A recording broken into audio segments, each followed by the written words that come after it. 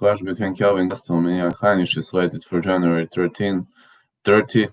So let's put on a brief analysis. Kelvin Gastelum is riding on a score of 15-6-1.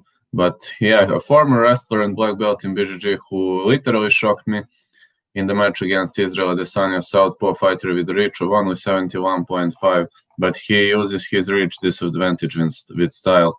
TUF 17 winner, 3 fights of the night, 2 performances of the night, and got to say that he is a very, very tough fighter. All right, he's riding on a cold streak with 3 losses in a row to Adesanya, Till, and Hermansson, but he fought for interim title. Very good in the stand-up, very good on the ground, good with stamina. His submission game is good, so I can call Kelvin Gastelum a very well-rounded fighter. He suffered 2 submission losses to Chris Weidman and Jack Hermansson, but other than that, he is a really, really powerful fighter with really, really great wins and good striking, good ground game. He squares off against Ian Heinisch. Ian is riding on a score of 14-3. He is the former LFA middleweight champion. Ian Heinisch is also the former SCL middleweight champion in UFC. He got contract against Justin Sumter at Dana White's Contender Series 15 via KO elbows. In UFC, he's riding on a score of 3-2 with decision wins over Cesar Ferreira, Antonio Carlos Jr., TKO over Gerald Mearshart, and decision losses to Omari Akhmedov and Derek Brunson. He suffered only 1 submission loss in his whole career. He is good with scarf holds and also very well-rounded mixed martial artist. So if you ask me, this is going to be a very, very tough fight to predict because Ian Heinisch is riding on a good streak. His reach is 72 inches, so this is the clash of two smaller middleweights. Nobody's going to have reach advantage like this, but I see Kelvin Gastelum.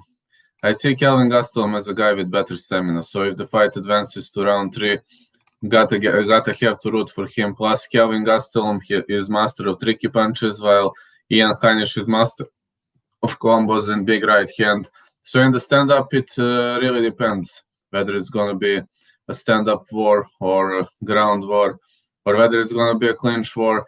Kelvin Gastelum is good of long distance, which he proved in the fight against Israel Adesanya, whom he rocked via big left high kick. So if it's a long-range fight, I'd give advantage to Gastelum. If it's close-range fight, I think Ian Heinisch is better.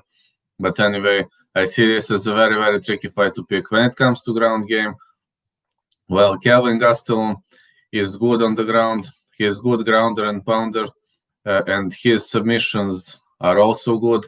Ian Heinisch is also good on the ground, a guy with good submissions. So this is going to be a very, very tricky fight to pick.